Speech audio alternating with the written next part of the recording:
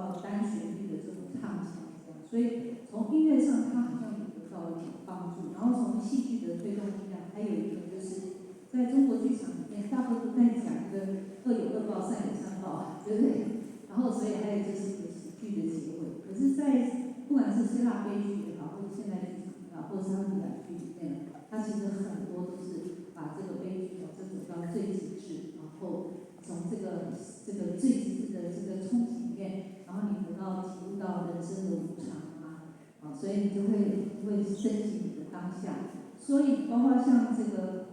暴风雨，什么是暴风雨？我觉得今天有一篇那个报道我们的这个文章写得很好，就是说在人生的过程当中，你会经历了一场，你有时候好像必须经历了一场很大的暴风雨，而这个暴风雨可能不是用一个伞可以撑得住或者是你的屋顶不会被掀开来，它可能就连你的屋子都被炸掉了这种情况。就你人类产生到一个很大的悲剧的时候，你才可能洗炼你的这个精神，然后好像在通过那场暴风雨，把你之前不管历史所带来的这种仇恨也好，带来这种愤怒带来这种委屈或者这种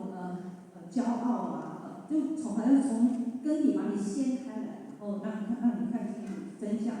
那等到你找到你自己的时候，你面对你自己的时候，就放弃了。所以我是觉得说，莎士比亚这个戏，很多人说你是故意在这个时代做这个戏，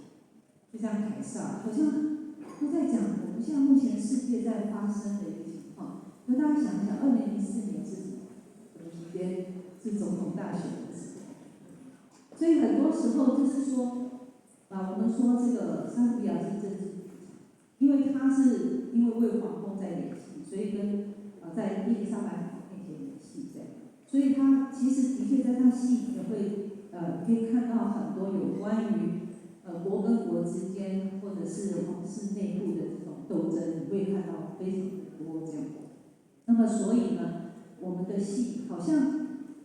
也会扯到这一方面，不像昆曲都是风花雪月讲这个男女之间那种剧浓的爱情。可是京剧它的力量非常的强大，它的戏路力量非常强大，所以它演的都是很多就是有关于这个国家的，或者是忠臣面子这些炼成就是这些过程，把它演在这个历史里面。然后呢，在创作《暴风雨》的时候，其实只是一个吴兴国只是一个念头说我想要做暴风雨，就是这样的。然后他就把这个概念跟徐克讲。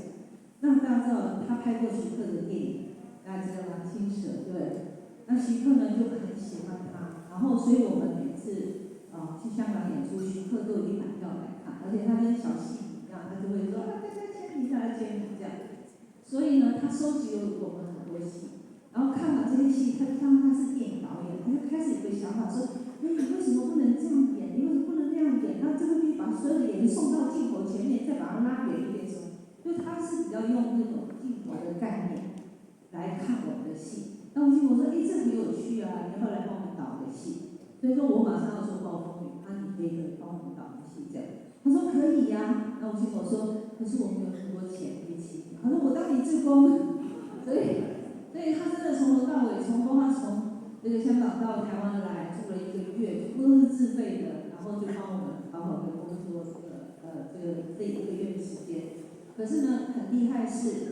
你看到这些造型，服装造型都是他手绘的。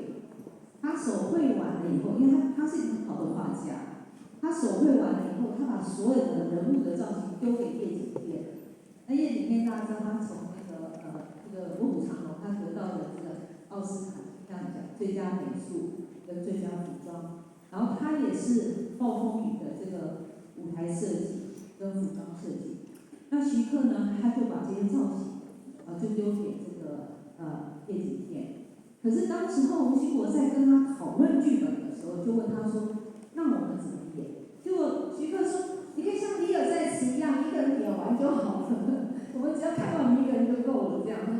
那个吴兴国说：那是我最悲愤的时候，我一个人也要撑到底的时候，现在有这么多伙伴回来了，然后都陪我一起，那我们应该再回到像欲望城国那么大的规模这样。他说好啊，那我就提供你6个版本。那这6版本我觉得很有趣，就是说这个鬼才导演他脑筋真的很会有创意，会变化。他说第一个版本就是魔法师的12章经，这个12章经就是说一个魔法师他本来是一个复仇之神，他本来是一个复仇的大魔王，可是经过一次一次那个章经的翻转，好像转经轮这样，